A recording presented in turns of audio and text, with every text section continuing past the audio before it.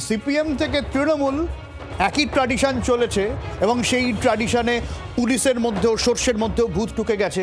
BJP সরকারের আমলে সেখানে কিন্তু ওই ভয় আউট ভরসা ইনের বিষয়টা আসছে। আর সেই জায়গা থেকে শান্তনু সেনা বিশ্বাসের মতো পুলিশ গ্রেপ্তার হন, কিন্তু মুশকিল হচ্ছে শান্তনু সেনা বিশ্বাসের 3টে মোবাইলের খোঁজ পাওয়া যাচ্ছে না। শান্তনুর মোটামুটি 2টো ব্যক্তিগত মোবাইল পাওয়া যাচ্ছে, একটা মোবাইল গার্ডের কাছে থাকতো, সেটা পাওয়া যাচ্ছে না।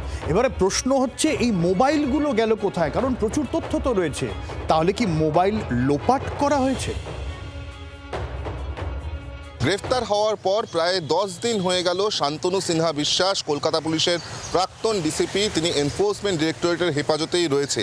কিন্তু এই 10 দিন যাবৎ তাকে জিজ্ঞাসাবাদ করে এখনও পর্যন্ত জানা যায়নি যে তার দুটি ব্যক্তিগত যে মোবাইল আইফোন রয়েছে, একটি হাই এন্ড স্যামসাংয়ের মোবাইল রয়েছে, সেই মোবাইল দুটি কোথায় রয়েছে। বারবার শান্তনু সিনহা বিশ্বাসকে ওই দুটি মোবাইল ফোন জমা দিতে বললেও তিনি কিন্তু ওই দুটি মোবাইল ফোন জমা দেননি। তৃতীয় ফোনেরও তথ্য তদন্তকারীদের হাতে উঠে এসছে, যা কিনা শান্তনু সিনহা বিশ্বাস ব্যবহার করতেন। বিভিন্ন ব্যক্তিদের সঙ্গে যারা প্রভাবশালী, তাদের সঙ্গে অনৈতিক যে কথোপকথন বা যে সমস্ত কনভারসেশন হয়েছে, যার মধ্যে একাধিক ট্রানজাকশনের কথা উল্লেখ রয়েছে, সেগুলিকে আড়াল করার জন্যই মূলত এই তিনটি মোবাইল ফোন। জি 24 ঘন্টার জন্য ক্যামেরায় রঞ্জিতের সঙ্গে বিক্রম দাস, কলকাতা।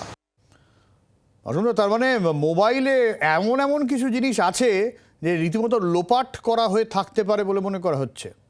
না, ভয়ঙ্কর ব্যাপার। দেখুন, খোদ পুলিশের ডিসির এই অবস্থা, তাহলে অন্যান্য সমাজ বিরোধীদের কি অবস্থা? আমি তো পরিষ্কার বলছি, এই ঘটনা, এই অভিষেক বন্দ্যোপাধ্যায়রা হচ্ছে মুদ্রা আসল পিঠ। একটা পিঠে আছে অভিষেক বন্দ্যোপাধ্যায়রা, আর অন্য পিঠে আছে যত ধরনের দুষ্কৃতি দুষ্কর্ম থাকা এই দুষ্কৃতি স্বরূপ এই ডিসিরা। ওকে প্রকাশ্যে রাস্তায়, আমি পরিষ্কার বলছি, আমি বুলডোজার দিয়ে ভেঙে চুরে দেওয়ার কথা বলছি না, কিন্তু ওর বিচার হওয়া উচিত আদালতে, কিন্তু শাস্তি হওয়া উচিত প্রকাশ্য রাস্তায়। এইরকম ডিসি যারা সমাজে দুর্বৃত্তায়ন করে, রক্ষ করে তার শাস্তি তার উচিত। আমি শুভেন্দু অধিকারীদের বলছি, আইনের কঠোরতম বিধিগুলো প্রয়োগ করা হোক, লাগু করা হোক এই ডিসিদের বিরুদ্ধে। নষ্ট করেছে 15টা বছর ধরে, একদম হাজার মানুষ ক্ষতিগ্রস্ত হয়েছে এদের জন্য। অনেক ধন্যবাদ বাসুমদা, অনেক ধন্যবাদ। বাংলার আওয়াজ, বাঙালির আবেগ, জি 24 ঘন্টা।